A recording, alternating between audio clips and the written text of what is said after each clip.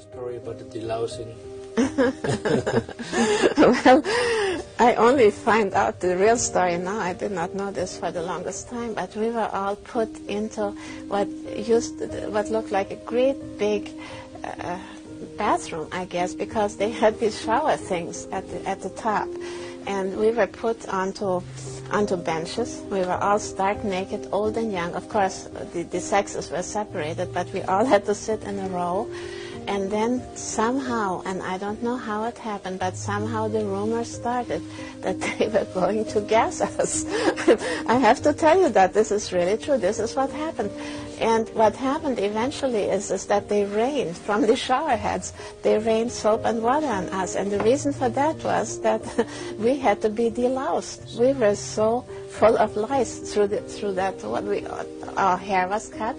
And they rained soap and water on us. I do not remember if there were any towels, but we came out, and this happened prior. You see, we had to be clean to be naturalized. Yes. So this happened prior to that. Otherwise. That's right.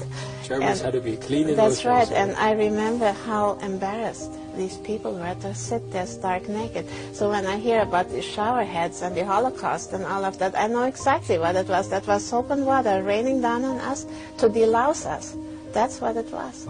And where the story came from, that those were dangerous shower heads, I don't know. That must have come out of the Russian propaganda in those years, because I remember it very clearly, that there was a rumor, In other words, we were going to be done in.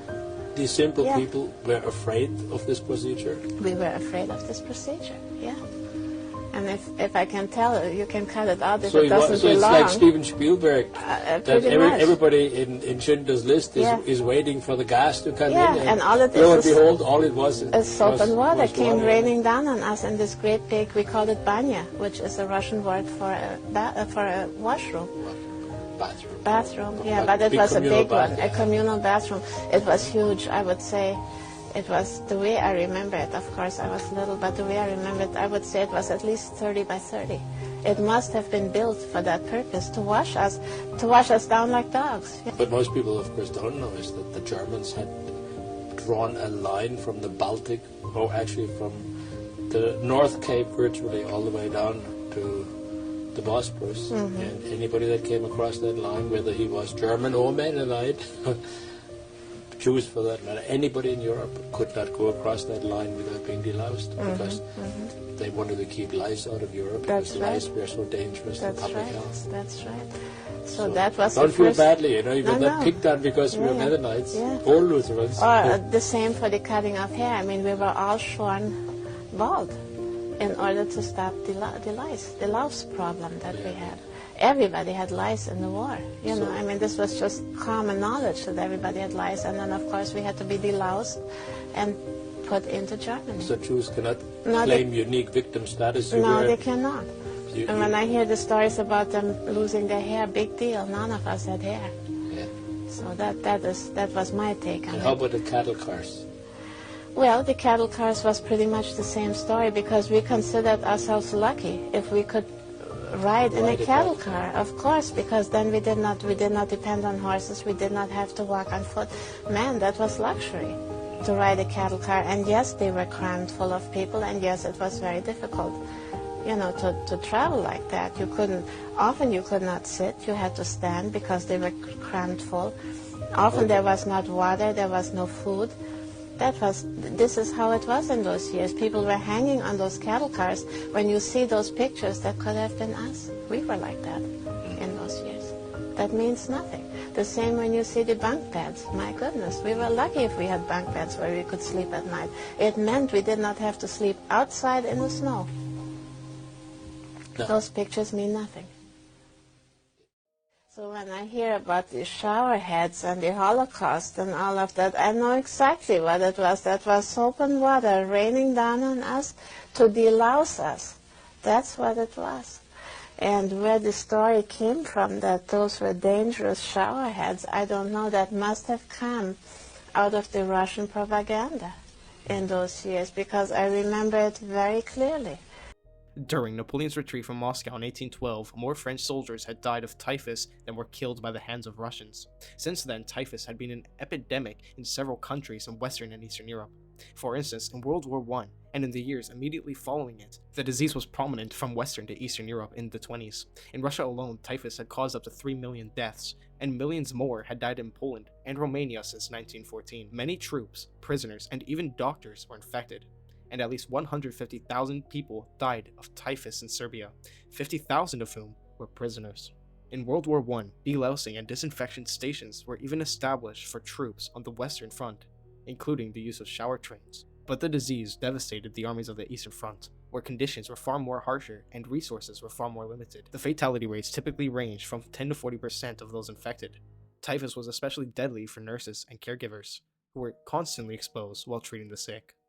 In 1922, the typhus epidemic reached its peak in Soviet territory, with some 20 to 30 million cases in Russia during World War I. In the Russian Civil War between the White and Red, typhus had killed 2 to 3 million people, many of whom were civilians. Between 1918 and 1922, the disease caused an estimated 2 to 3 million deaths out of a staggering 20 to 30 million total cases. Typhus has caused hundreds of thousands of deaths. During World War II, typhus had struck the German army during Operation Barbarossa, the invasion of Russia in 1914, and in 1942 and 1943, typhus hit French North Africa, Egypt, and Iran particularly hard. We know that typhus had played a key role in the deaths that occurred in Nazi concentration camps and so-called death camps, such as Auschwitz, Dachau, Bergen-Belsen, and several others. We know that Bergen-Belsen concentration camp had no gas chambers or systematic extermination facilities. However, photographs and films taken by the British forces upon liberating the camp document mass graves of emaciated bodies. It is important to note that these conditions did not stem from intentional German mistreatment as part of camp policy. Instead, the peak of deaths, over 35,000 in the first months of 1945, with around 18,000 in March alone, coincided directly with the collapse of Germany's infrastructure, due to intense Allied carpet bombing campaigns, which demobilized the Germans from getting food and medicine into the camps, which is why so many of the prisoners succumbed to dysentery and disease, and why so many of them were emaciated. Large epidemics in the post-war chaos of Europe were averted only by the widespread use of the newly discovered DDT to kill lice on the millions of refugees and displaced persons. DDT was a synthetic insecticide developed in the mid-20th century and widely used to kill insects that spread disease. During and after World War II, it played a major role in controlling lice and mosquitoes, helping reduce outbreaks of typhus and malaria. DDT was crucial to public health in preventing large-scale epidemics. Before the introduction of DDT, typhus control relied on fumigants such as Zyklon B, which were used to disinfect clothing, barracks, and transport facilities. Zyklon B is a hydrogen cyanide-based compound and was created as an insecticide, pesticide, and rodenticide in the early 1920s of Germany. After the start of World War II, this compound was used to disinfect soldiers, barracks, and the barracks at concentration camps to eliminate disease that was carried by pests. It was also used to disinfect clothing and manage pests on ships and in factories. Degash was a German company involved in pest control chemicals. It held the patent and licensing rights for Zyklon B, which was produced as a fumigant to kill lice and insects that spread disease. While Degash did not manufacture Zyklon B itself, it coordinated production through partner companies and distributed it for civilian pest control use. And prior to World War II, Degash derived most of its Zyklon B profits from overseas sales, particularly in the United States. And the United States Public Health Services used Zyklon B to fumigate freight trains and clothes of Mexican immigrants entering the United States. Uses in Germany, however, included delousing clothing, often using a portable sealed chamber invented by Degash in the 1930s, and fumigated ships, warehouses, and trains. By 1943, a sale of Zyklon B accounted for 65% of Degash's sales, revenue, and 75% of its gross profit. Degash licensed and sold Zyklon B through distributors, and those distributors supplied it to the SS. Degash controlled the patents and marketing to Zyklon B, while production was handled by other companies, which these distributors would then sell Zyklon B directly to the concentration camps, where it was then used for its manufactured purpose, as it was originally designed as a pesticide to combat pests and disease like typhus, which has caused severe outbreaks in the past. To prevent typhus, Soldier and prisoner barracks were disinfected alongside buildings and trains. In fact, many other countries did the same in this time period. For example, America used Zyklon B to disinfect Mexican immigrants, clothing, and even delousing and disinfection checkpoints were established for immigrants and migrants entering into other countries. Within Camp 1 of Auschwitz, you had the registration building, where prisoners were tattooed upon arrival and had their hair cut and had their body hair shaven off. This would be the typical procedure to get rid of lice. Even in the concentration camp Buchenwald, we have evidence that this is the typical procedure. For instance, in this building that you see here, newly arrived inmates and their clothing were disinfected.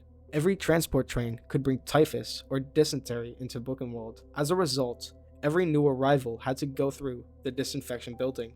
It was designed to process a capacity of 35 to 50 people at once. Exhausted from days riding in a train or marching, starving, thirsty, and sick inmates were forced to go through this procedure.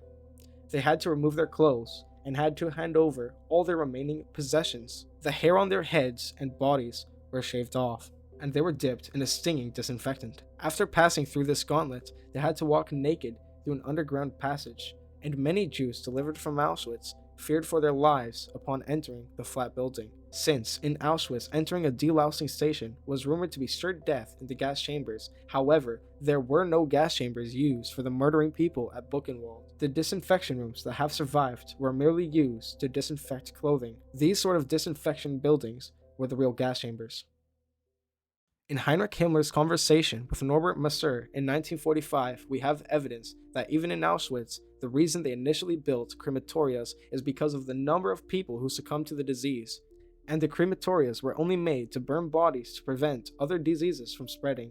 To put an end to the epidemics, we were forced to burn the bodies of an incalculable number of people who were destroyed by the disease. So we were forced to build crematoria, and on this account, they are losing a bond for us. This would show that the crematorias were a necessary response to real epidemics like typhus, which ravaged overcrowded camps due to wartime shortages and Allied bombings disrupting supplies. The widespread of typhus was the reason Zyklon B was made. Europe's Eastern Front experienced mass loss because of the pandemics caused by louse. So to claim that Zyklon B canisters and or residue on the walls are sufficient evidence to prove systematic killings is null and void. Zyklon B used canisters were clearly used as a disinfectant. That's why it was created in the first place.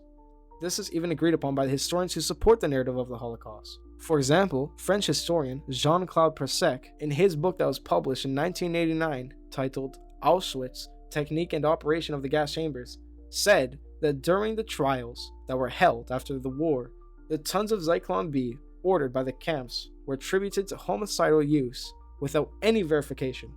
By far, the greater part, over 95%, was destined for delousing, while only a very small part, less than 5%, had been used for homicidal gassings. This is an aerial photograph that was taken by the Allies of Camp 1 of Auschwitz in 1944. An inmate's first encounter with Auschwitz was the prisoner's reception center, which was near the gate with the Labor Make You Free sign. In this building, inmates would be tattooed, shaved, and disinfected, then would receive a striped prison uniform. The center contained a bathhouse, a laundry room, and a total of 19 gas chambers for delousing clothing. However, instead of killing victims, it was merely used to combat harmful diseases and to prevent them from spreading in the camp. The reason inmates had their hair cut was because of the lethal typhus outbreak that was mentioned earlier, that spread by lice. Shaving the hair of inmates' heads upon arrival was a standard hygienic procedure implemented across majority concentration camps. This was not a unique act of dehumanization. These procedures were practical for the inmates' health, especially when it comes to the overcrowded, cramped spaces where lice would have spread otherwise, because these conditions created the perfect environment where lice thrived. The 19 gas chambers using Zyklon B, the showers, and the issuing of clean uniforms was explicitly aimed at preventing the rapid spread of deadly diseases, like typhus. Which is why numerous experts on Holocaust revisionism has pointed to these facilities to be blocks of life, where camp administration repeatedly battled deadly diseases through documented disinfection campaigns. These very procedures are presented as deliberate acts of dehumanization that was primarily set up to deliberately strip identity, when in reality typhus-carrying lice infest anyone in close quarters, so the epidemics would have raged unchecked, claiming more lives in the overcrowded barracks. After this procedure of being processed and disinfected, the inmates would then enter the main camp through the labor make you free sign. And even here, the healthcare never stopped. In the main camp, there were 6 documented infirmaries, which are like small hospitals or first aid rooms that you would find in a school, prison, or any institution alike. These infirmaries included the block of internal diseases. You also had the surgical section, and the block of medical experiments, the block for infectious diseases and tuberculosis, and another block for dysentery and internal diseases, and even a block for external consultations, where prisoners could seek opinions for treatment or information from healthcare professionals. All of these healthcare facilities surrounded a particular exhibit, where we're to believe that people were lined up and shot in masses. This would happen non-stop, and yet none of the several aerial photographs that the Allies took contain such scenes, even though they were taken while said things were supposed to be going on daily without an end. This exhibit is now formally known as the Wall of Death. Yet even here, the bricks that are the original bricks, while said events were occurring, lack any holes or cracks from any sort of shelling from gunfire. The site is not only surrounded by healthcare facilities, but is also accompanied by benches right on the other side of the wall, where prisoners could lounge at while their peers are allegedly being brutally shot. We also have a pool located right around here, which is quite close to the previous mentioned exhibit. The pool, however, was built by the Nazis during the operation of the camp. The 19 delousing chambers in Auschwitz were used daily for hours with high doses of Zyklon B to kill lice. These chambers show heavy blue staining on the wall due to prolonged cyanide exposure. However, the alleged homicidal gas chambers throughout multiple Nazi concentration camps, where historians repeatedly claim over 1 million victims were allegedly gassed with Zyklon B, reveal little to no visible blue staining on walls, floors, or ceilings. Despite assertions of daily, years-long operations at lethal concentrations, despite claims of near-daily use over several years. What occurred within Auschwitz presents many holes in the narrative. When we look at the delousing rooms, we can see that they had wooden doors. The type of door a room has reflects what is going on inside the room. Metal doors would symbolize sturdiness in a fortified structure. You do not want anything getting in, or in some cases, getting out. The alleged homicidal gas chambers in Auschwitz just outside of Camp 1 were brick and mortar buildings, which had its ventilation systems, if one could call it that, exhausting supposedly extremely deadly hydrogen cyanide fumes directly outside, just meters away from the SS guards' own cafeteria and dining hall, which even contained a restaurant. This would indefinitely impose an immediate health, if not lethal risk, to the SS personnel running the camp. You will not find any sort of protective measures taking place. You won't find remote venting systems to prevent jeopardizing the lives of their very own men. Revisionists argue that this proximity alone debunks the homicidal claims. A real extermination program would never vent highly toxic exhaust from poisonous gas right next to the guards' dining hall. Furthermore, we are told that mass executions were going on non-stop at this execution wall, yet we have zero photo evidence of any of these events occurring. We even have evidence of the United States bombing Auschwitz during their carpet bombing campaigns, yet there is absolutely zero photo evidence of executions occurring. If these executions were occurring non-stop at this execution wall, we would expect to have some aerial photo evidence. We have none. We are told that masses of people were executed at this execution wall. The supposed execution wall, where these quote-unquote mass murders were occurring, yet there's zero evidence of holes or cracks from any kind of shelling anywhere in the brick. Not only that, but just a few feet from this supposed execution wall, there's a pool. Why would there be a pool right next to an execution wall? We are told that the holes above the supposed gas chambers are where they would release Zyklon B. But we know that these holes are not original, and were created later when the Soviets came in and modified it. This is admitted by one of the tour guide supervisors at Auschwitz while David Cole was questioning her. I know from years of my own research, and the research of others, that proofs of the Holocaust are few. Literally, all there is are the eyewitness testimonies and post-war confessions. There is no picture, plan, or wartime document dealing with homicidal gas chambers or a plan to exterminate the Jews.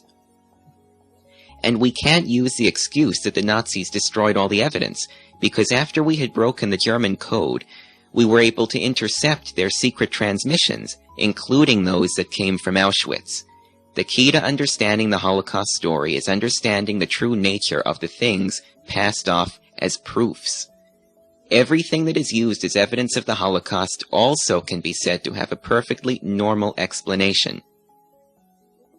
For example, these exhibits are said to be the material proofs of exterminations. There's the piles of human hair. But what does that prove? It's acknowledged that each inmate had his or her head shaved because of the lice problem. That's not denied, so why wouldn't there be piles of human hair? What about the piles of shoes and clothing? Is that a proof? It's a fact that the prisoners were issued a uniform upon arrival, including shoes. So why wouldn't there be piles of inmates' shoes and clothing? It doesn't prove anybody was killed. And that's giving the Soviets and Poles the benefit of the doubt that the clothes and hair are genuinely from the camp during its operation. What about the canisters of gas? No one denies that Zyklon B was used to disinfect clothes and also buildings. Zyklon B was one of the premier pest control agents in Europe at that time. It was present in most of the concentration camps, including those that are not said to have had homicidal gas chambers in them. The typhus epidemic that spread throughout Europe during the war, and also spread through the camps, called for stringent lice control procedures. In his book, Auschwitz, Technique and Operation of the Gas Chambers, published by the Klarsfeld Foundation and meant to refute revisionists, Jean-Claude Pressac admits that over 95% of the Zyklon B used by the Germans was used to disinfect. He assigns only 5% to homicidal purposes, and this from a Holocaust supporter. So what other proofs are offered? Well, there's the usual pictures of sick inmates, which proves the groundbreaking thesis that people got sick in the camp. Once again, I'll add that nobody denies the typhus epidemic, which resulted in many deaths. Then there's the artwork, and the pictures of children, but at this point it's looking pretty bad for somebody looking for objective proofs of the gas chamber. And some of the proofs they present actually work against the concept. For example, they have one of several aerial photographs taken of Auschwitz by the Allies during the war. They don't mention, however, that when blown up, these photos don't show people being gassed or bodies being burned, even though they were taken during the time killings were said to be going on almost non-stop. I won't even go into the special money the Germans printed for Auschwitz inmates, or the fact that even though it is said that Jewish children were killed immediately, both Anne Frank and her sister were sent to Auschwitz and survived, later being transferred to the Bergen-Belsen camp, where they are said to have died from typhus. But all this bickering would be pointless if we could see a genuine gas chamber for ourselves. That, of course, would most effectively end the argument. Which brings us to the building I'm standing in front of, the gas chamber and crematorium. Pictures of this building have been featured in book after book on the Holocaust. After all, what better proof it all happened? Revisionists don't dispute that this is a real building from during the war. We say that it was indeed a crematorium and a mortuary, which also was used as an air raid shelter for the SS men in the hospital and restaurant right across the street from it. The Auschwitz people say it was indeed a mortuary and a crematorium, with the mortuary part, which you're looking at right there, later being used as the gas chamber. They also say that it was used as an air raid shelter. And they have, in the past, admitted that the large brick chimney at the side of the building is a reconstruction, which is no big shock to anybody because it clearly isn't connected to the building in any way. Now let's go inside. Once inside, we can see why revisionists have had such a field day with this building. Obvious marks on the walls and floors, where apparently walls had been knocked down. Equally obvious holes in the floor where bathroom facilities had been. We maintain that, unlike the large hollow chamber we now see, this room had once been 5 rooms, including a bathroom. I should add that there is no Zyklon B blue staining in the walls, as there would have been with repeated Zyklon B use, and as there were and still are in the disinfestation chambers. A flimsy wooden door with a big glass pane in it, and a doorway with no door, and no fittings for a door, leading to the crematorium ovens. And I should also mention the big manhole, right in the middle of the gas chamber. Yet the building does have what appears to be evidence of criminal usage. 4 holes in the ceiling, which lead to the roof, where 4 little chimneys stand. It is said that through these 4 holes, Zyklon B crystals were dropped. And indeed, there seems to be no other explanation for them. Do these holes prove homicidal gassings? Revisionists have claimed in the past that these holes were added after the camp's liberation, and that the inside walls were knocked down and the bathroom facilities removed to make the room look like a big gas chamber. As Alicia and I approach the building, we pass the gallows where the commandant of Auschwitz, Rudolf Höss, was hanged by the Soviets in 1947, executed directly in front of the evidence of his crime. Here, in front of the gas chamber, I ask Alicia about the authenticity of that building. Now let's start again talking about this building here. This crematorium gas chamber. But this is a reconstruction. It is in original state. Original state. Now there, Alicia has very clearly represented the gas chamber as being in its original state. Once inside, I asked her specifically about the 4 holes in the ceiling. Are those the original holes in the ceiling? It is in original part. Original. It is original. Original in through this chimney was dropped Zyklon B. I then asked Alicia if any walls had ever been knocked down in the room exhibited as the gas chamber. So this part was on the gas chamber. Mm-hmm. Were there walls here at one time? But here, it was only one room. Only one room. That here I know here. When here I show picture of gas chamber, it was only one room. So here. would you know if there ever were walls here? No. Let's pause here to recap the gas chamber according to our tour guide. She states that the room is in its original state, that the ceiling holes are original, and that no walls were knocked down. Unsatisfied with her answers, I continued to badger poor Alicia about the real history of this room, feeling somewhat exasperated at the fact that nothing she could say would shut me up. Alicia went to get a woman who was introduced to me as the supervisor of tour guides for the Auschwitz State Museum. When I saw this woman approach, I figured I was either going to get a straight answer or kicked out of the camp. This is what I can suggest. It will be much better to go to our scientists in the State Museum and to talk with. They show you a lot of plans, which we still have in the archives. Where would that be? I don't think that it's open today, but probably in Monday it will be possible. That's the Auschwitz State Museum? Yes. Is that in Auschwitz? Here, in block number in 24 and 23, I'm not sure about Would this. it be possible for me to make an appointment to see him on Monday, perhaps? That's true. So it was here, that it was first suggested I meet with the head of archives and senior curator, Dr. Franciszek Pieper. Still, fearing that such a meeting might not come about, and assuming that the supervisor was probably in the loop regarding any reconstructions, I decided to get her input regarding the supposedly original holes in the ceiling. Are those the original holes in the ceiling? No. They've been rebuilt? Yes, Okay, after the war? after the war. The 6 million count had been exaggerated by the Allies and Soviets. Although the Nazis had well-documented operations, they did not document the names of the Jews who were supposedly murdered in the extermination camps. In other words, it's important to note that we have millions of nameless victims. Which brings me to my next point.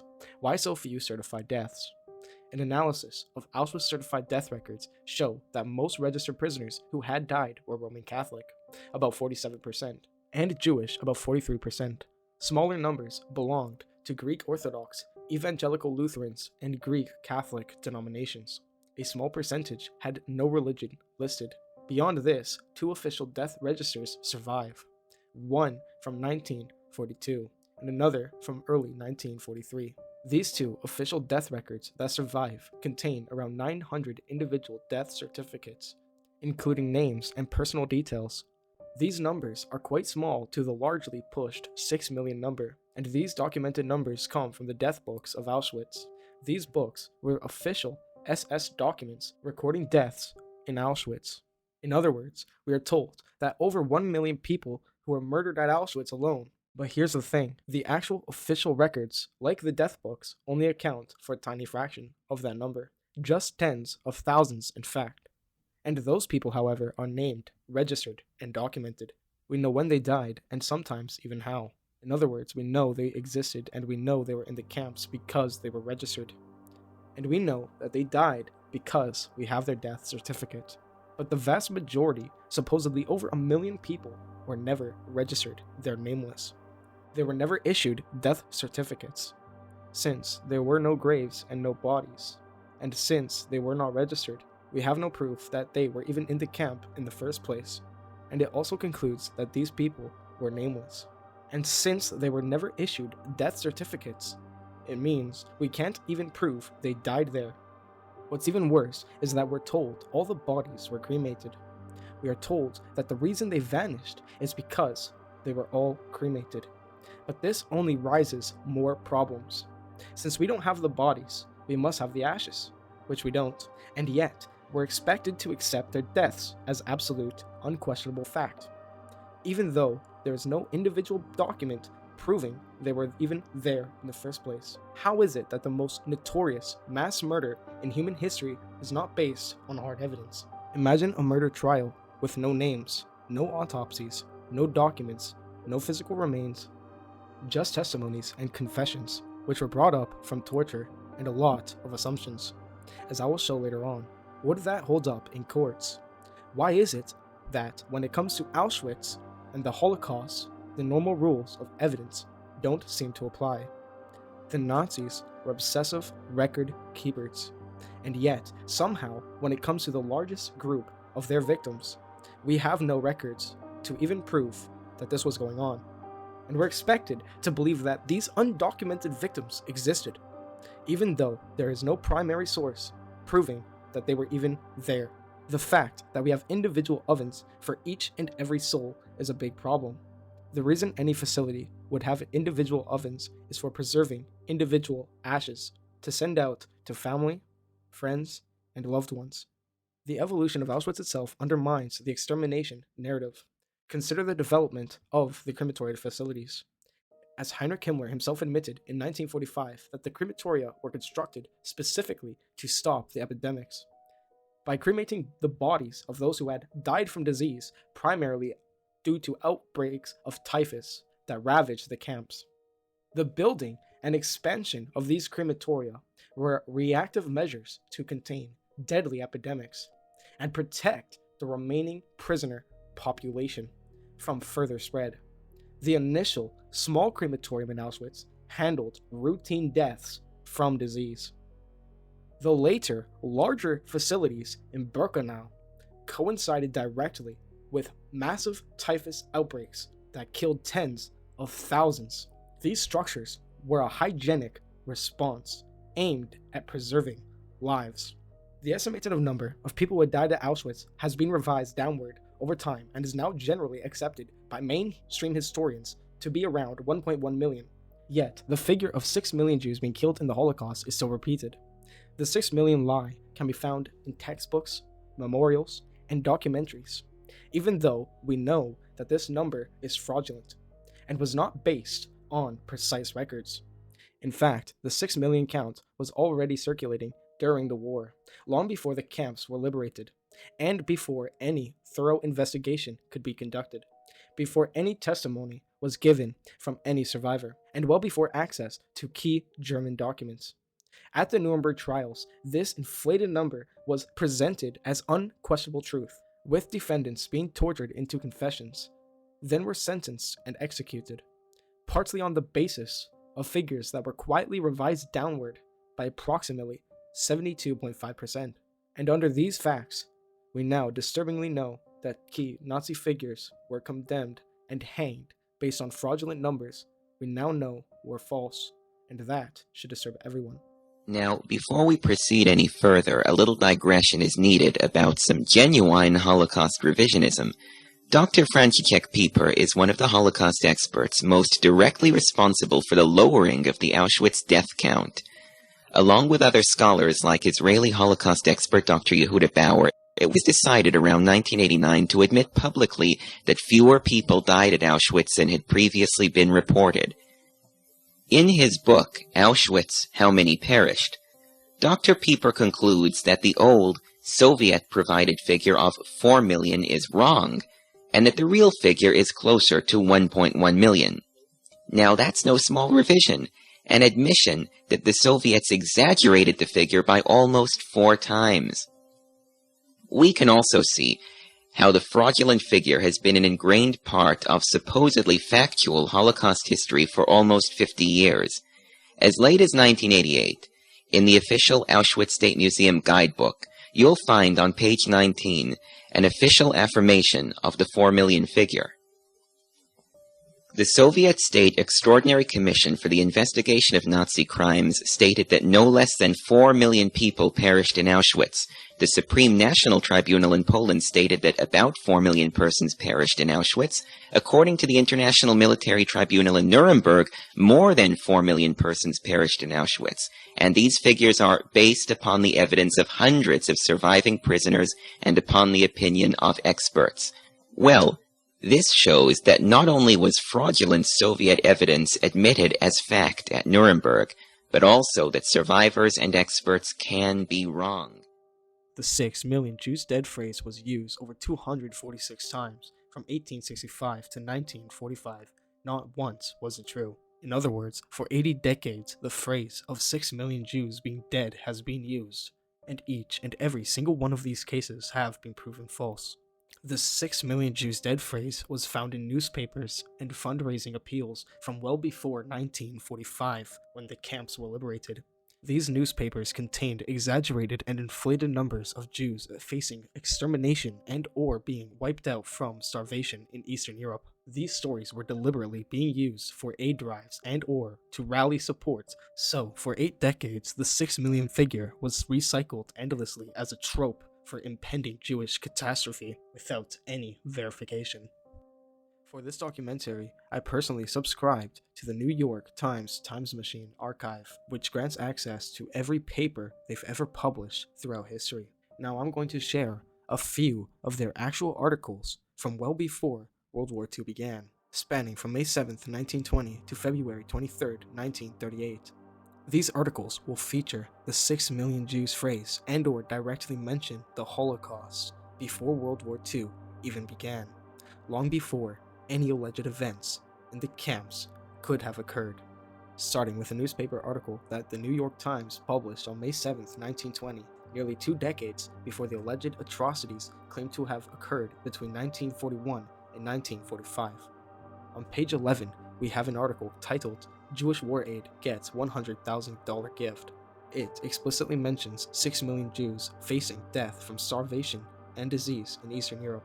It reads, the fund for Jewish war sufferers in Central and Eastern Europe, where 6 millions face horrifying conditions of famine, disease, and death, was enriched yesterday by a contribution of $100,000 from Nathan Strauss.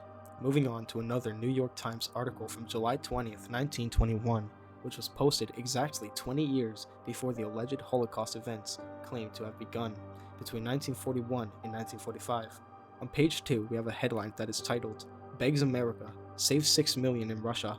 It warns of a massacre that threatens all Jews as Soviet power wanes, and explicitly states Russia's 6 million Jews are facing extermination by massacre, as the famine is spreading. This is yet another example of the 6 million trope being deployed for fundraising and sympathy, long before any Nazi camps existed, and ultimately proven to be exaggerated as no such extermination materialized. Here's another example.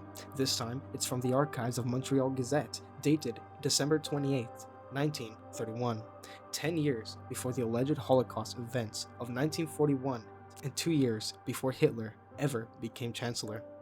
The headline reads, 6 million Jews face starvation, with subheading saying, Bad conditions in southeastern Europe reported by Rabbi Wise. The article quotes Rabbi Jonah Wise, who's addressing a gathering in Montreal. He gives warnings of 6 million Jews in Eastern Europe who are facing starvation and even worse. Again, a perfect example of the 6 million Jews dead phrase being utilized in a pre-war fundraising drive, long before any Nazi policies or camps. And, as with the earlier cases, no such catastrophic starvation on that scale ever occurred. Second to last, we have an article from the New York Times that was dated May 31st, 1936, on page 14 in an article titled Americans Appeal for Jewish Refuge, nearly 5 years before the alleged Holocaust events from 1941 to 1945 began, and 3 years before World War II even started. The article reports on a petition from prominent American Christian leaders urging Britain to allow greater Jewish immigration into Palestine.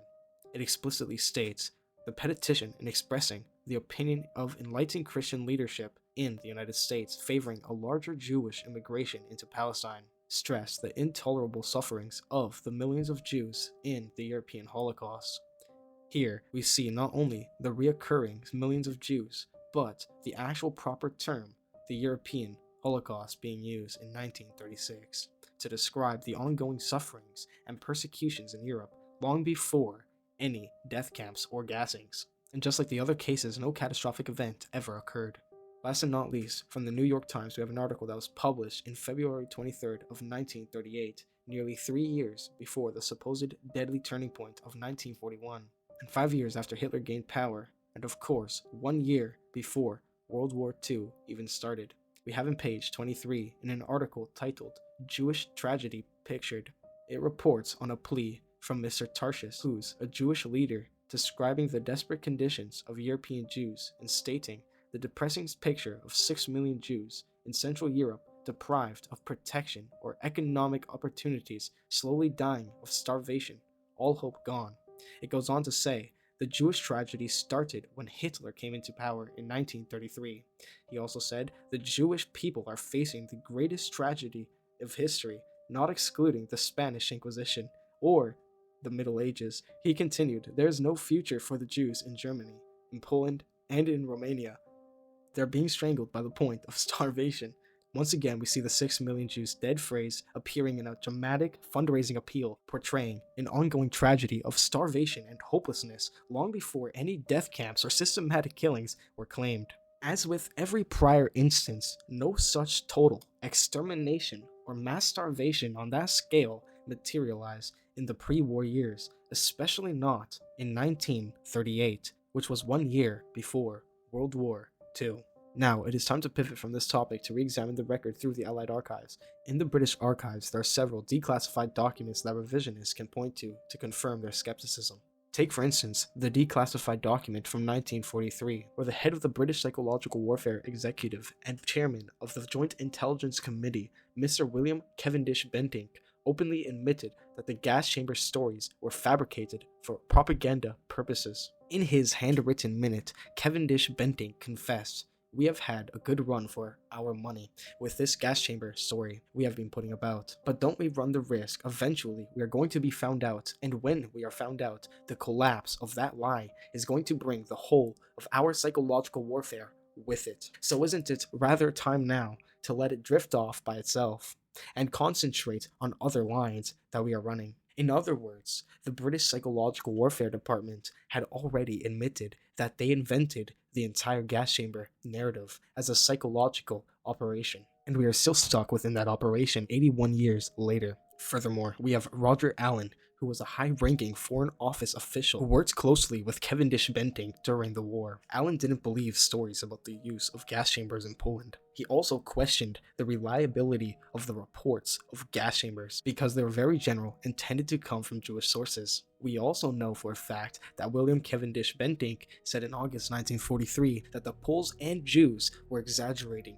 the German atrocities to try to stiffen British resolve. He also claimed that the rumors of human corpse factories for the deploying of human fat for manufacturing purposes was a grotesque lie. There's also, of course, the fact that even Prime Minister Winston Churchill, with top secret access to all intelligence, never once mentioned gas chambers in his wartime speeches, radio broadcasts, or post-war memoirs, like his 6-volume memoir titled The Second War. Doing the work in the British archives that the other historians have not done, Paul Norris has turned up the evidence that our own psychological warfare executive were behind the entire gas chamber story.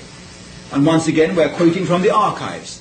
They're in the British archives, how the psychological warfare executive decides quite cold-bloodedly and cynically to start putting out over the radio waves the allegation that the Germans have built special gas chambers for gassing the Jews and getting rid of them. And later on in the files, around about 1944, you find the chairman of the Joint Intelligence Committee, who is responsible for the psychological warfare executive, writing a handwritten minute.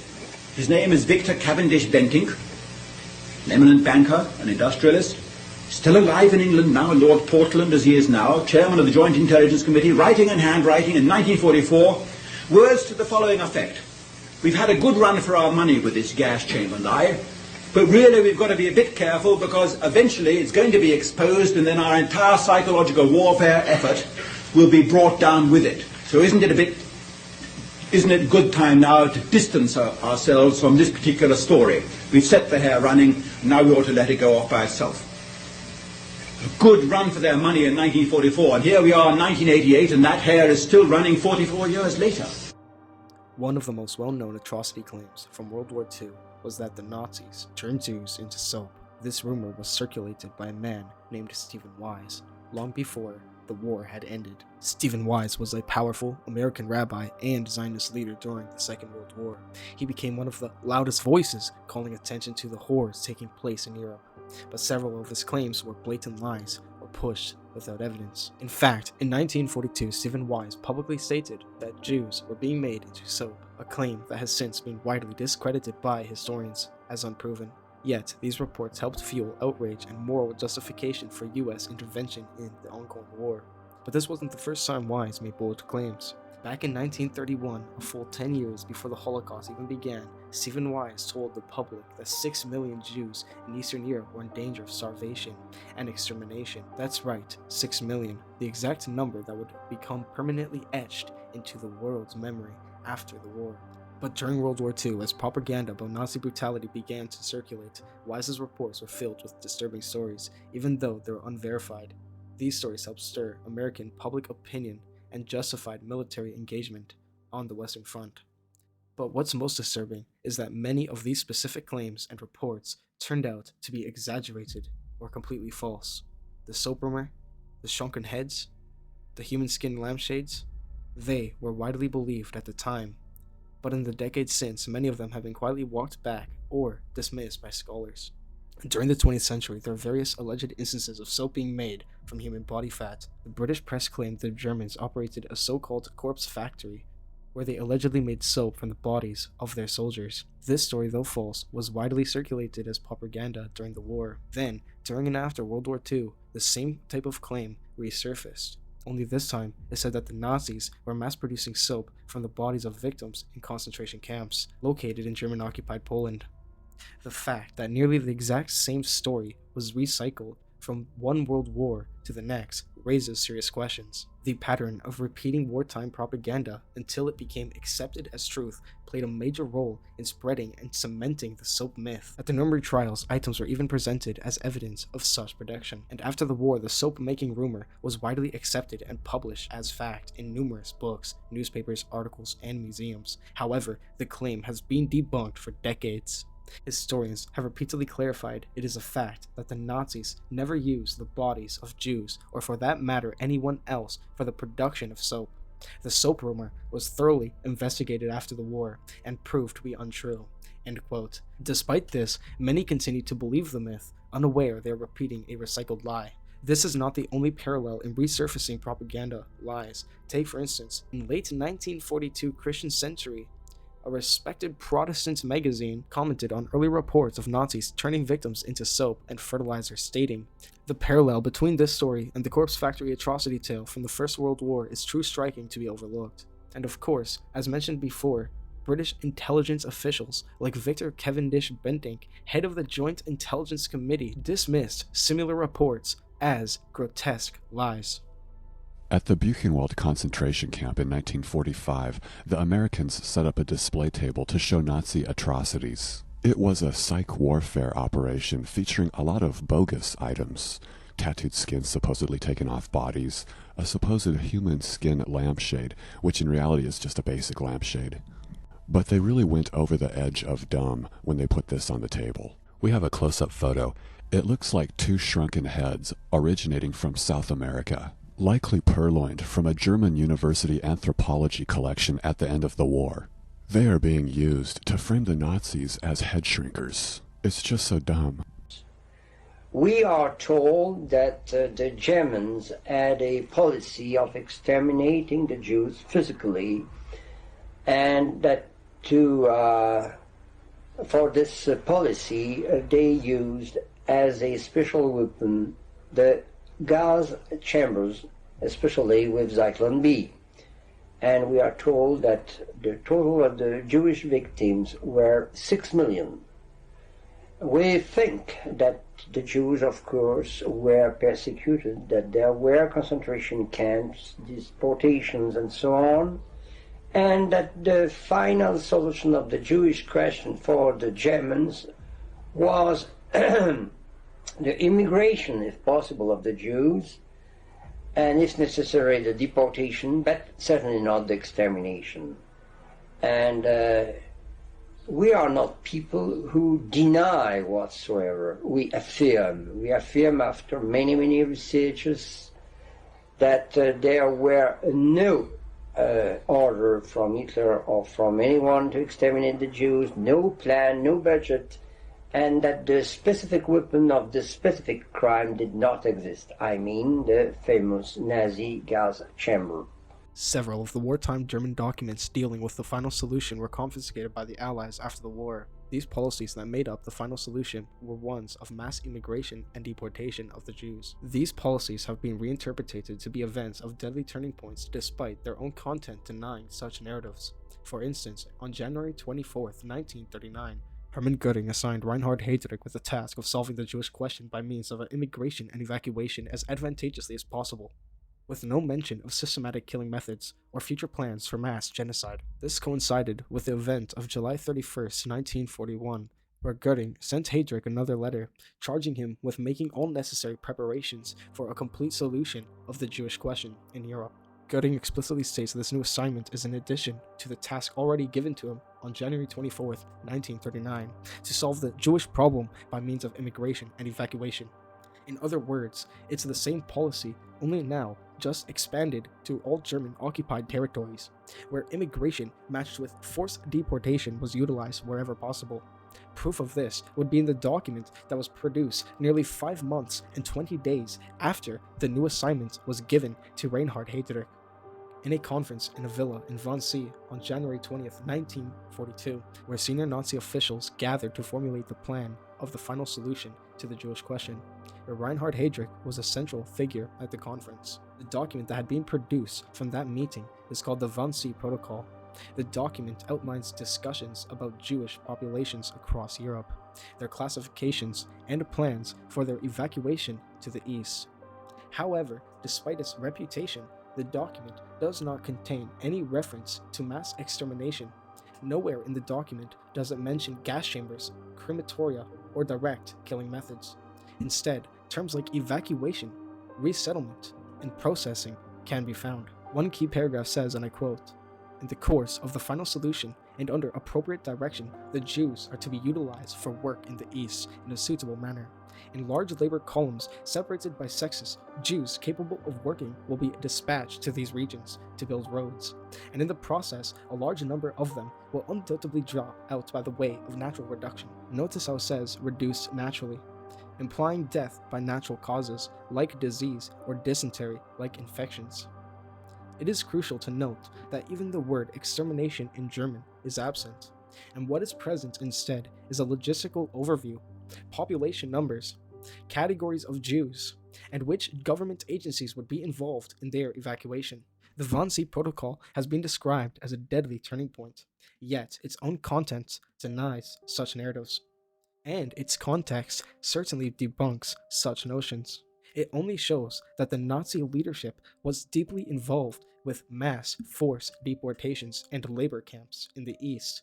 Despite its reputation, the document certainly does not confirm in its own words that mass exterminations was formally declared that day. What is even worse is exactly 1 year after the Wannsee Conference on January 20th, 1943, the man in charge of every single concentration camp in the Reich, Mr. SS Brigade Führer Richard Glucks, gave secret orders to all camps urging commandants that every means must be used to lower the death rate in the concentration camps. He demands better food, more clothing, full rations, improved medica, really anything to keep the prisoners alive longer. Why is he ordering them to save lives at all costs? Precisely when the alleged gassing program was supposedly in the heights of its operations. The timeline of the final solution would show us mass immigration, forced deportations, and prisoners within labor camps, with expected natural reduction. And then, precisely when the killings was supposedly at its peak in 1943, a direct order was given to slash the death toll from the SS Brigade Führer. These captured Nazi documents show us a precise timeline of exactly what was occurring within the policies of the final solution, giving us an open and shut case that obliterates the extermination narrative. Supports revisionist observations such as nobody acted as if it was happening, or at the end of the war the Jews were still there, or the German documents speak of a program of expulsion and resettlement, or catastrophic death scenes in 1945 were fraudulently represented as evidence of intentional extermination. So those are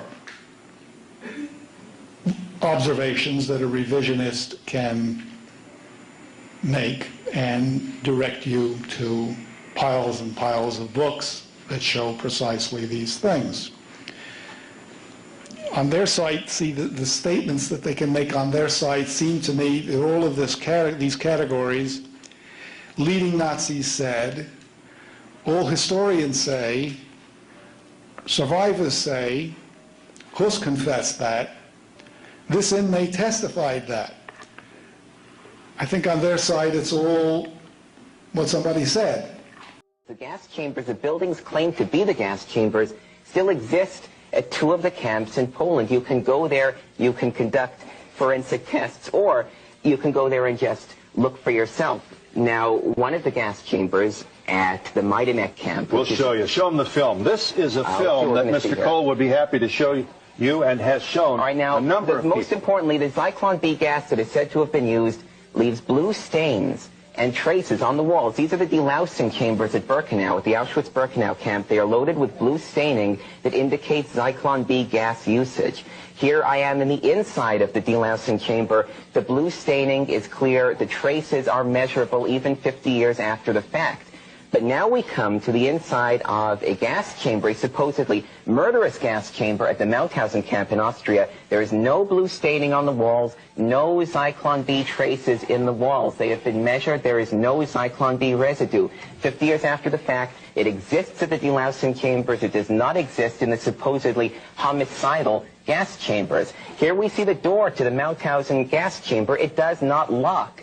It doesn't lock. The latches can be opened from the inside or the outside, as I am showing right here. You cannot lock somebody into this room. You cannot lock somebody out of this room. This is physical evidence. It has nothing to do with what I'm assuming or what I'm guessing. The established account of World War II presents significant gaps and unresolved issues. No definitive order from German authorities or systematic extermination has ever been recovered. Throughout the war, Allied leadership made no direct reference to an ongoing program of mass killings. Even after the German withdrawal from Rome, the Vatican remained publicly silent on the matter.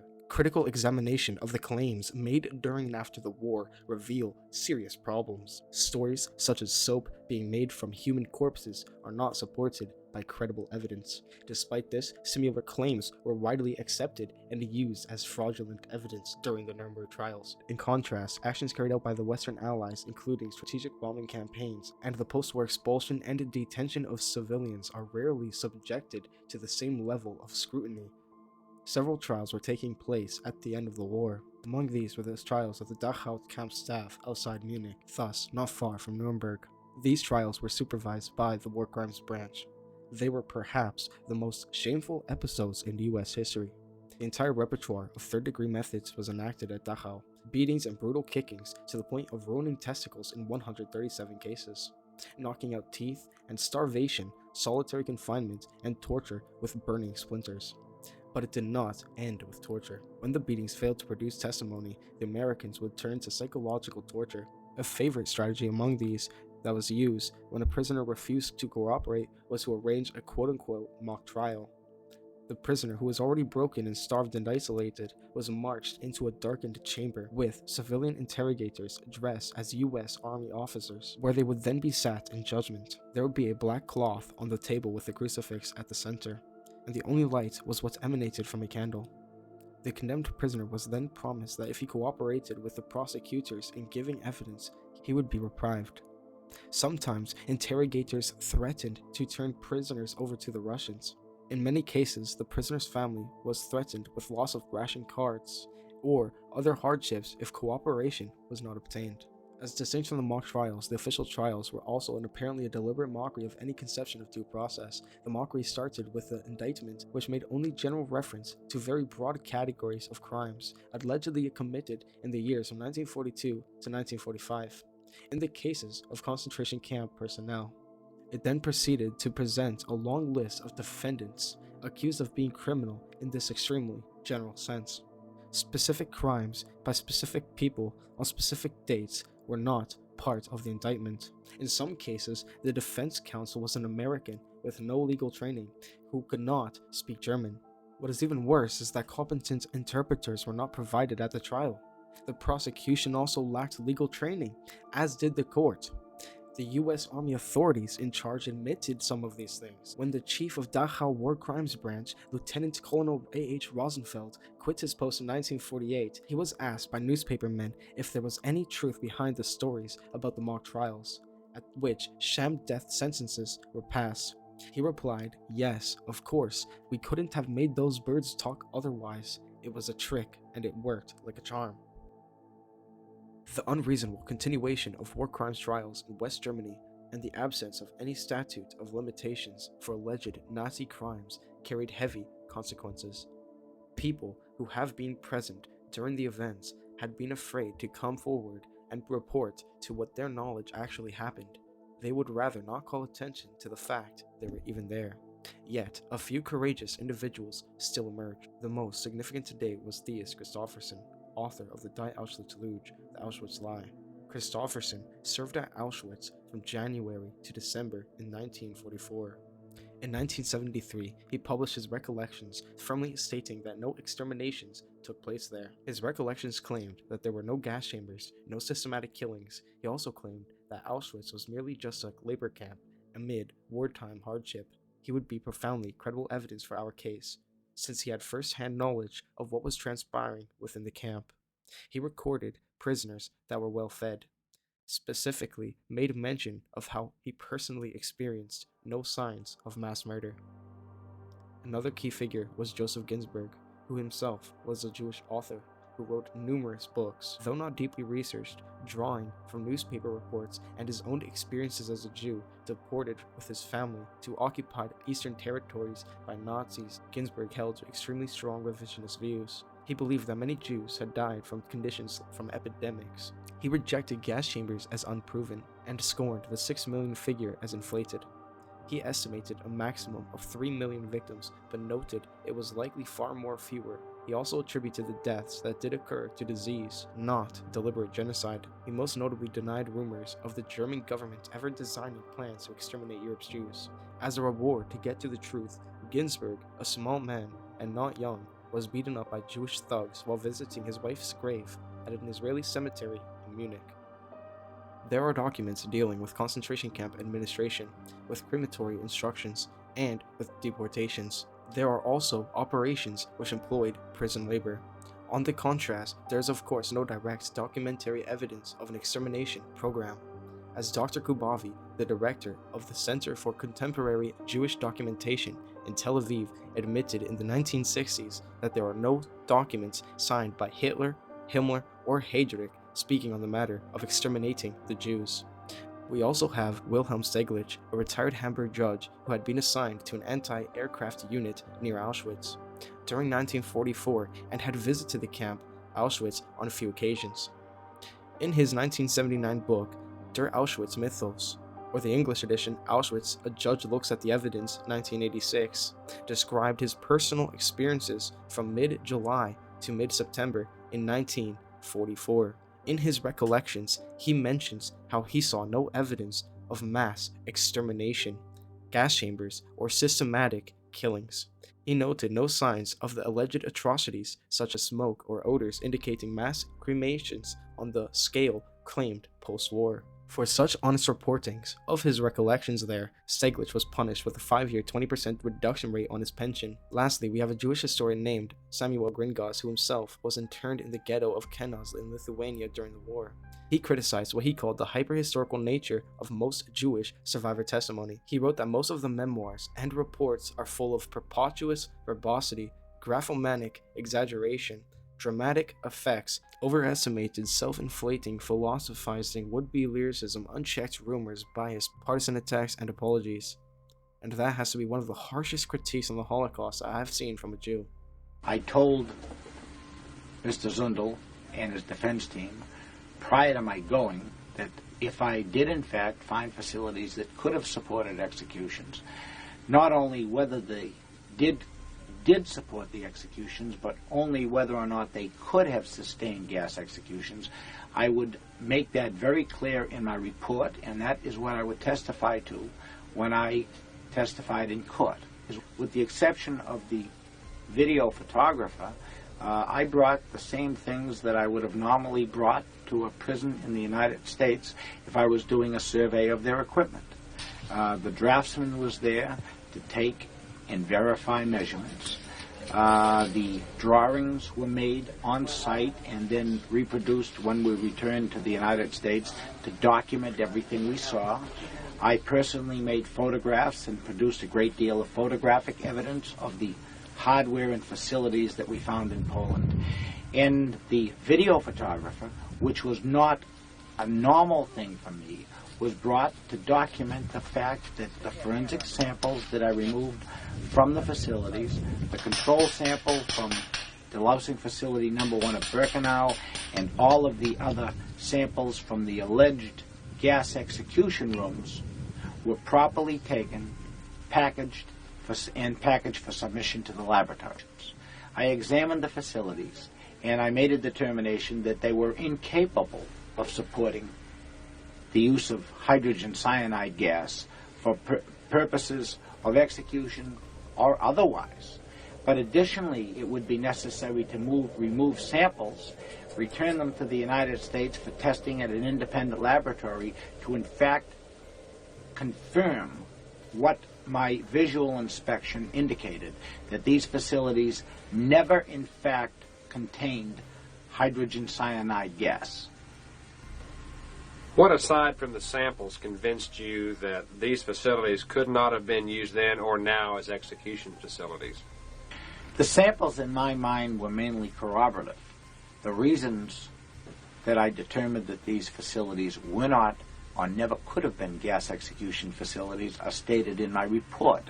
And it mainly is concerned with the design and fabrication of these facilities. The requirements necessary in the design of a facility that contains a highly explosive and highly poisonous gas. You must have gasketed doors, no windows, means of getting the gas in, means of getting the gas out, something for heating the gas and the air to constantly keep the right temperature, explosion-proof switches, lighting facilities, etc. None of these ever existed.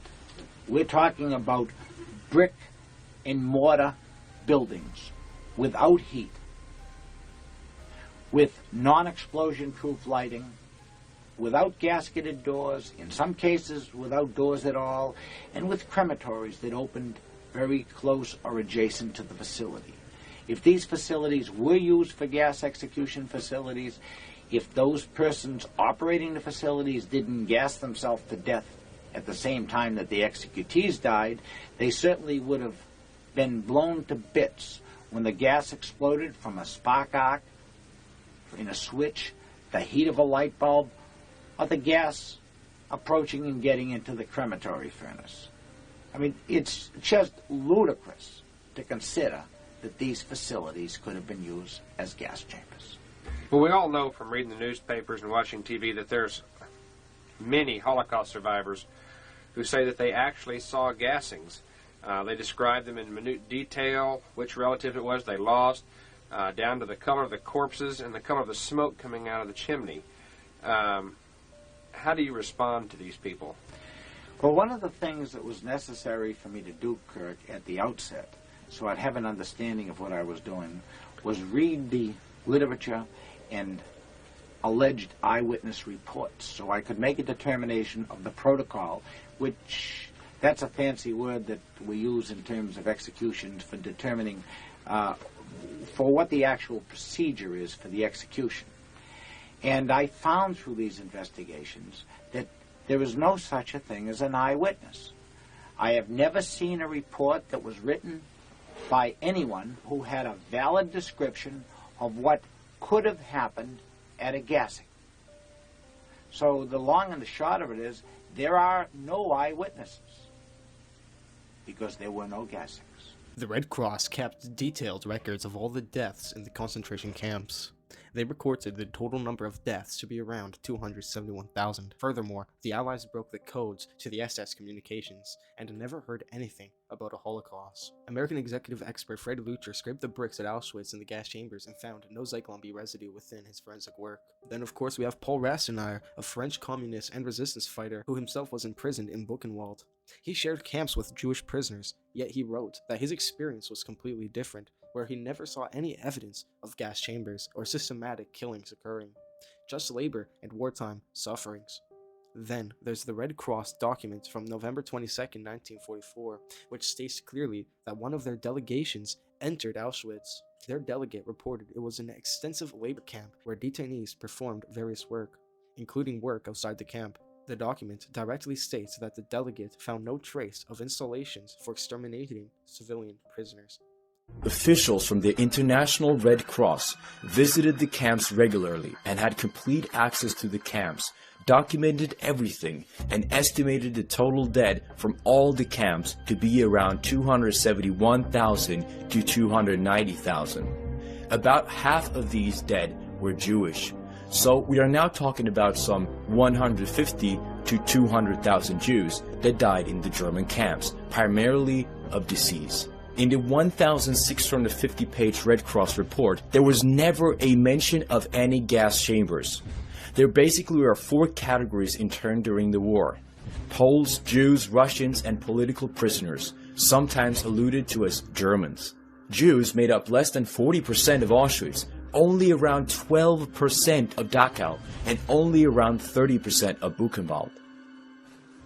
You've got, for example, the death books of Auschwitz, which are the most reliable source. The Soviets confiscated all the information about lives and death of people living in Auschwitz when they liberated the camp, and those were finally published in the 1990s, and those give you a total, what is it, 29,000 Jews die in Auschwitz throughout the World War II, okay?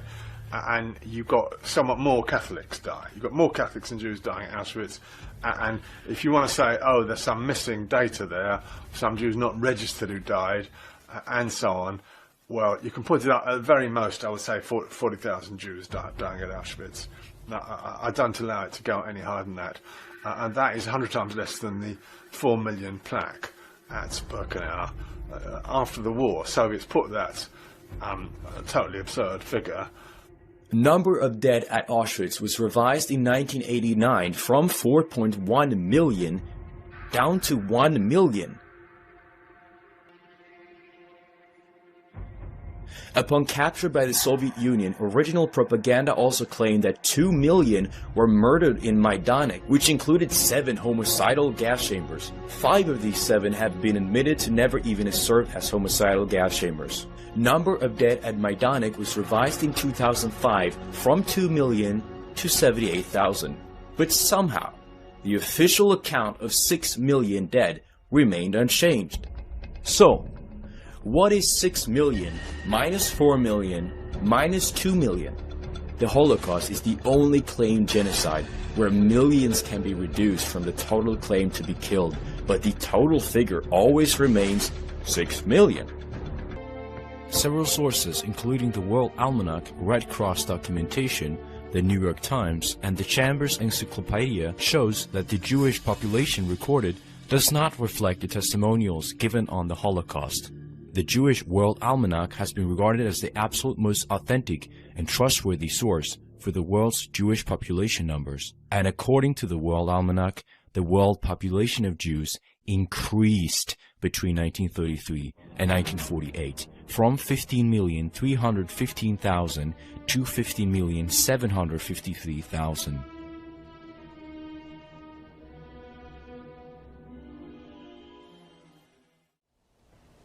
They have basic problems, the historians on the other side, you see. They have problems like the fact that the entire Goebbels diary is 80,000 pages of handwriting and typescript, which I have now read from start to finish.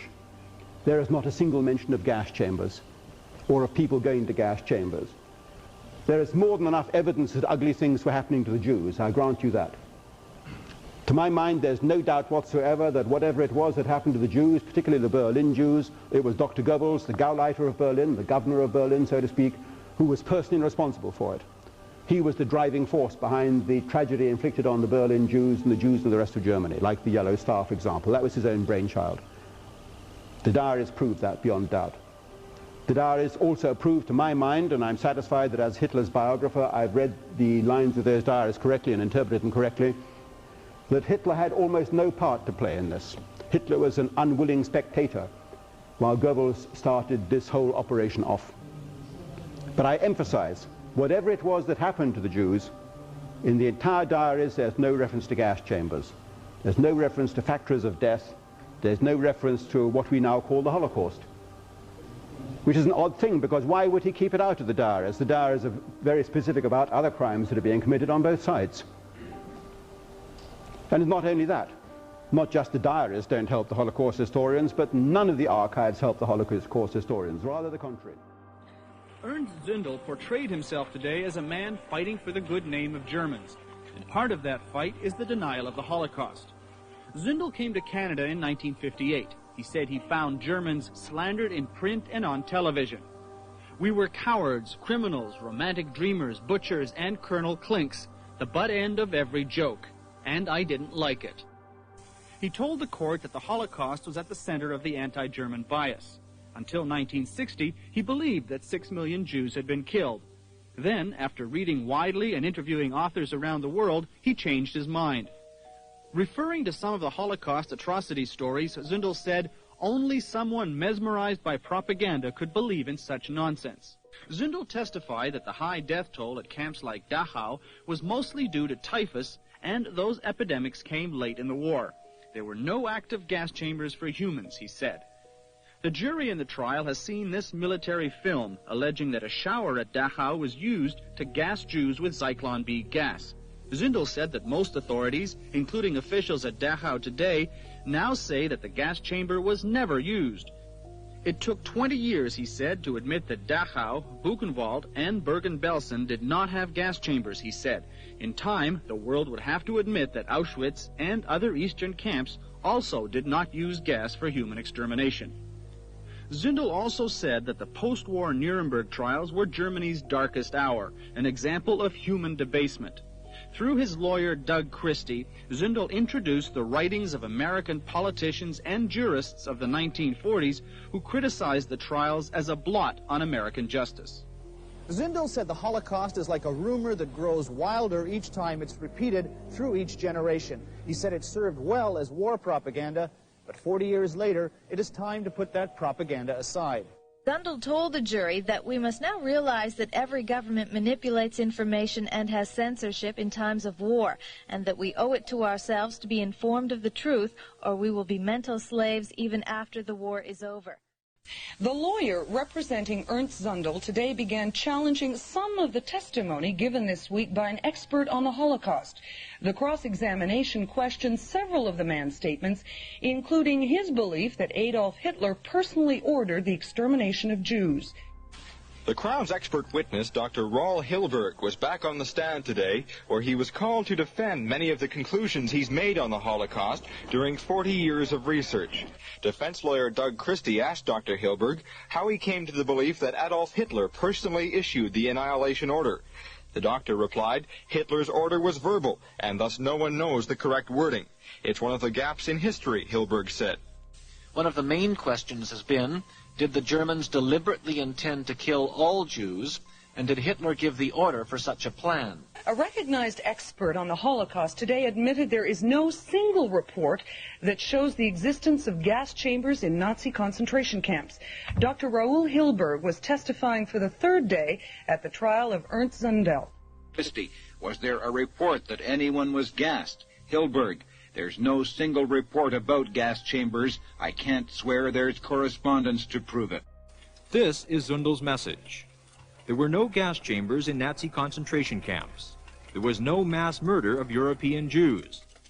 The Holocaust is a hoax, dreamed up after the Second World War by Zionists who wanted war reparation, money, to establish the State of Israel. In his house, Zundel keeps an elaborate scale model of the Auschwitz concentration camp. Ovens are included, but Zundel says they were used only to burn the bodies of typhus victims. Zundel denies he is anti-Semitic, but he is, to say the least, highly suspicious of many Jews. Because some of them are diabolical liars, exploiters of their own people's suffering, real and imagined. They are manipulators, some of them. And their power. But because they have amassed an immense power, especially in the media, they have a terrible power to distort and a terrible power to create mischief. Charges under a little-known criminal code, Section 177, were laid against Zundel by Auschwitz survivor and founder of the Canadian Holocaust Remembrance Association, Sabina Citron. I'm innocent, as always. No, actually, I consider this just one more step in this struggle to have the Germans rehabilitated. I'm a German. I don't think that the Germans killed 6 million Jews. The Holocaust, why it's important, it's not just that it didn't happen, but it's, again, every accusation is a confession. They say Hitler started this war. That's a lie. It's the Jews declared war in 1933 and were seeking it by every possible means. Not that they're ready to fight, but they want every other nation to fight for them against Germany. They say that Hitler wanted to take over Europe. No, it's the Jews that want to take over Europe and indeed the world, in fulfillment with the Antichrist plans. They say Hitler was genocidal. No, it's the Jews who had plans during and then after the war to commit a genocide against the Germans, trying to poison 6 million Germans in revenge for what didn't even happen. And then the Morgenthau plan, this attempt, 7 to 8, 9 million Germans were killed after the war. through starvation and persecution. The starvation that happened in the prison camps, so you see these videos of emaciated corpses at the end of the war, that was not caused by the German policy of how they ran their prisons throughout the whole war. It was caused by the Allied carpet bombing, which destroyed German infrastructure, so you could hardly get food to citizens, never mind to the prisoners, and that's why they succumbed to dysentery and became so emaciated, and so many of them died. The Soviets who came to Auschwitz in January 1945 did not conduct forensic work. No tests on the walls for chemicals were conducted. There were no samples taken for residue checks, and there were no reports on if the rooms could even hold gas. They saw opened Zyklon B canisters and attributed them for homicidal use without any proof for verification. However, revisionists did the work that the Soviets didn't seem worthwhile. In 1988, Fred Lucher, an American execution expert, went to Auschwitz where he took samples from the bricks and mortar of the alleged gas chambers. Then, those samples that were taken were sent to laboratories in the US, where the forensic work that was conducted gave results that confirmed no significant Zyklon B residue, nothing like what you would get from years of mass gassings. Then we have the German chemist Gertmar Rudolph, who did more samples in the 1990s. Those samples produced the same results as the Lucher reports, showing zero cyanide where it should have been if gassings did occur on a mass scale in the concentrated units. In other words, the actual evidence, like forensic work, shows no homicidal use. But a milligram of cyanide and 6,170 milligrams per kilogram of iron. Higher iron results were found at the alleged gas chambers, but no significant cyanide traces. This would be impossible if these sites were exposed to hydrogen cyanide gas, since the alleged gas chambers supposedly were exposed to much greater quantities of gas than that in the delousing facility. Thus, the chemical analysis further supports the fact that these facilities were never utilized as gas execution facilities. Construction. The construction of these facilities further shows that they were never used as gas chambers.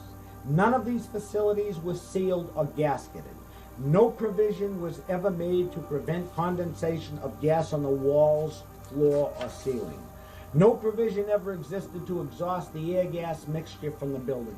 No provision ever existed to introduce or distribute gas throughout the chamber. No explosion-proof lighting existed, and no attempt was ever made to prevent gas from entering the crematories, even though the gas is highly explosive. No attempt was made to protect operating personnel from exposure to the gas or to protect other non-participating persons from exposure. Specifically at Auschwitz, a floor drain in the alleged gas chamber was connected directly to the camp's storm drain system. At Majdanek, a depressed walkway around the alleged gas chambers, which would have collected gas seepage and resulted in a death trap for camp personnel.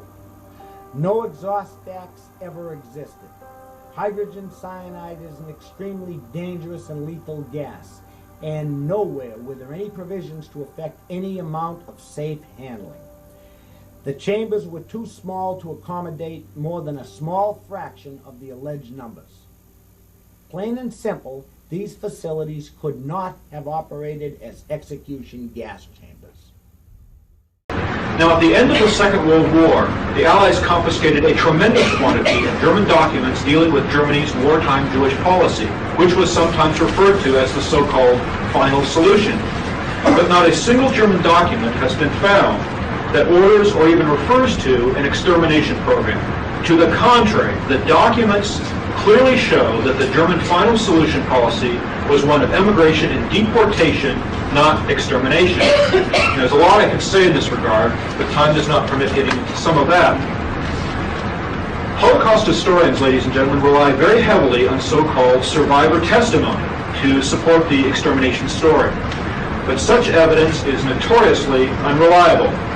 One Jewish historian, a man named Samuel Gringaus, who is himself a survivor, pointed out in an article in the January 1950 issue of the quarterly journal Jewish Social Studies that, quote, most of the memoirs and reports of survivors are full of preposterous verbosity, graphomanic exaggeration, dramatic effects, overestimated self-inflation, dilettante philosophizing, would-be lyricism, unchecked rumors, bias, partisan attacks, and apologies, unquote. In addition, more than 10,000 of the 20,000 so-called testimonies of Jewish survivors on file at the Yad Vashem Holocaust Center in Israel are also unreliable, according to a front-page article that appeared in the Jerusalem Post newspaper of August 17, 1986. The report quotes Shmuel Kokovsky, the archives director of the Israeli government's Holocaust Memorial Center, who declared that, quote, over half of the 20,000 testimonies from Holocaust survivors on record at Yad Vashem are unreliable, unquote. Ursula Haverbeck, who simply speaks the truth about what she experienced in that time and how they were all starving and there were no jobs. She's in prison right now in Germany. Who you're talking about? She's like 95 years old, correct? Yes. And people that weren't born in the time put her in jail because she says she says what she saw is not what they claimed they read. Could you imagine putting someone in jail for history they say you lived when you weren't born yet? How absurd is that? I don't think you can even defend yourself in these Holocaust cases. You can't even bring a defense, I read. No. I'm not 100% sure if that's true, but you can't even defend yourself. So this basically throw a 95-year-old and grandma is in prison because she said she was at the camps and it didn't happen. Day dawns with the arrival of the Olympic flame at the end of its 2,000-mile journey from Greece. And meanwhile, a packed stadium and flag-draped cheering streets greet Chancellor Hitler on his way to perform the opening ceremony.